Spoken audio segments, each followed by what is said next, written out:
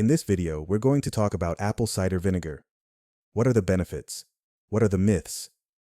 First of all, here's the myth that apple cider vinegar contains a lot of nutrients. It really does not. It doesn't have a lot of vitamin A. It doesn't have a lot of vitamin C. It doesn't have a lot of minerals. What it does have is something even more important. In fact, the real reason why apple cider vinegar works for so many conditions has to do with this one thing it is called acetic acid. That's an acid. And the reason why it works is, and this might go against a lot of philosophies out there, is that the body, most bodies that I check in my office over many years, are way too alkaline. Now, I know that goes against maybe what you've heard, that everyone's too acid, but that's not true. When you talk about pH, you really have to understand that every part of your body has a different pH. So if someone says, "Oh yeah, you're too acid," well, what pH are you talking about? The urine? Are you talking about the saliva? The real true indicator of pH for a body should be in the blood, but it's very difficult to test that, because as soon as you take the blood out of the body, it oxidizes, and it can change the pH right away. So it's very expensive to determine that. So you have to go by symptoms. And so if you ever wanted to really know, just look up in, Google it, all the conditions for too acid called acidosis, and look up for the conditions of alkalosis and all those symptoms, and you'll be able to see which ones you have and you can determine based on those two factors. So what we're talking about is the blood pH here. Most people have a blood pH, which is excessively alkaline. And yes, it's true that your blood should be slightly alkaline, but in this situation, it becomes even too alkaline. And that's why apple cider vinegar works so well, because it changes. If you change the pH of your body just a slight bit, you can create huge effects because the pH is so important in transporting minerals and allowing enzymes to work, to stimulate the thyroid, to increasing metabolism, all these things. So let's just take a deeper look at this one acid, acetic acid. The pH of acetic acid is very acidic. It's 2.5. That's almost like stomach acid pH. It's way down there. So it's really good for the stomach. People take it for heartburn. And by the way, heartburn, acid reflux, indigestion, that is a condition where your stomach is too alkaline and the valve on top does not close. And I know people say it's too much acid. No, it's not. In fact, if you have acid reflux or heartburn, just take some apple cider vinegar and see how much better you feel. I mean, you'll feel wonderful because the valve will start closing on the top and the acid won't start regurgitating up through that valve. So it's good for GERD, acid reflux, and digestion. And as you age, especially over the age of 50, 60, 70, your pH in your stomach starts going lower. I'm sorry, it goes higher and higher and higher. So it becomes more and more alkaline.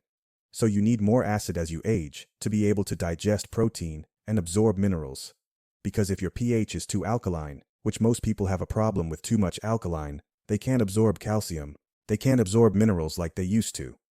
So what happens, especially with calcium, is calcium starts building up in the soft tissues throughout the body. So you have the soft tissue calcification. I mean, you see it in people that are getting older. They're getting stiff. They have arthritis, bursitis.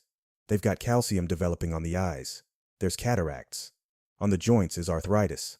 On the nerves, there's neuritis. On the kidney is kidney stones. On the gallbladder is gallstones. And the teeth is tartar. That could come from a pH problem.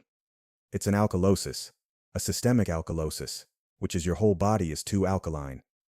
One of the things that I like to do as well is make sure they're taking the fats out of the vitamins to transport that calcium out, like vitamin D and K2. But in this video, we're going to talk about the pH piece of this thing. Now, what causes this alkaline state? It has to do with this. In this book, it's called Sibyl Encyclopedia of Endocrinology, Volume 4, Frank Netter, MD. This is one of the main books that is used in medical schools, and it's a great physiology book to help you get some of the facts on how the body works. So right here, if you look on the page that talks about high cortisol, that's the stress hormone. High stress. High cortisol causes alkalosis. It makes your body too alkaline. So unless you don't live on planet Earth, you might not have this problem. But most people I know live on planet Earth. They have a lot of stress. Their bodies become too alkaline over time. The worst thing you could do is start drinking alkaline waters. Now it's okay to drink water that's already alkaline, but don't try to alkalize it too much, an 8 or a 9, because you're going to make your body worse. and then you won't be able to absorb calcium and things like that. So with adrenal, like stress and high cortisol, you become too alkaline, and you lose this little thing called H+. So if you've ever taken chemistry, you'll notice that H+ is an acid. So in other words, the adrenal causes you to lose acid to the urine and become too alkaline. So here's all the effects that stress can create. An alkaline body, which then blocks calcium. So you have all this calcium that plugs up everything, but it's unavailable to you. So you start getting the twitch on the left eye. You ever notice when people get stressed, they start twitching? Do you know why that is? Because it changes the pH, and the person can't absorb calcium. So then this is a calcium deficiency. So you could take calcium, but if the pH isn't right, it won't work. The best thing to do if you have that twitch is to drink apple cider vinegar. Boom, drop the pH to make more acidic. The calcium gets mobilized and the twitch goes away. Cramping in the calf. Apple cider vinegar is the best thing to mobilize the calcium and get rid of cramping in your calves.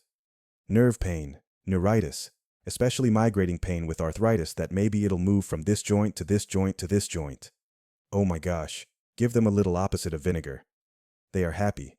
So with stress, you become too alkaline, you lose acid, and you lose potassium.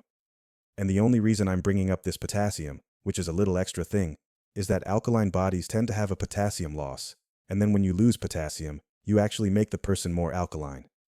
So they kind of work together. People say, well, drink apple cider vinegar to increase your potassium. That's not what's going to do it. Apple cider vinegar will help increase your potassium, because you'll stop losing the potassium, and you'll make the body more acidic, and like it should be. And so that'll help the potassium. And just think about, look at this, potassium deficiency, high blood pressure, constipation, feeling of weakness, fatigue, irregular heartbeats. You know, when you hear these claims about apple cider vinegar, curing all these different things, high blood pressure, constipation, weakness, irregular heartbeats, it's because of the retention of the potassium, because the chain reaction that occurs after getting the pH in the correct level. People that drink a lot of protein drinks, or they eat too much protein, let's say they do the Atkins diet, or they're doing this high-protein diet. What happens? There's the waste from that protein. It's called guanidine. It's a chemical. Very, very, very, very, very alkaline. Okay? And so that can cause twitching, nerve pain, and a lot of arthritis. Even when you do the ketosis diet and you're doing more protein, you may feel stiff.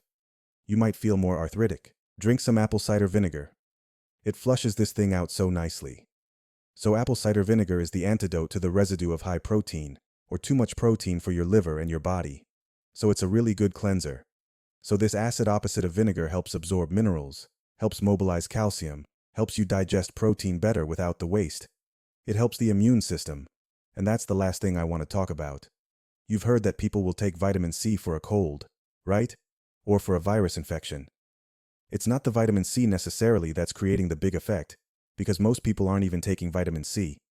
They're taking a vitamin C look-alike, or a fake vitamin C called ascorbic acid, which is not really the true vitamin C complex, which again, I'll have people disagree on this video, because you can make synthetic vitamin C from ascorbic acid and cornstarch. First of all, corn has no vitamin C. Cornstarch has no vitamin C.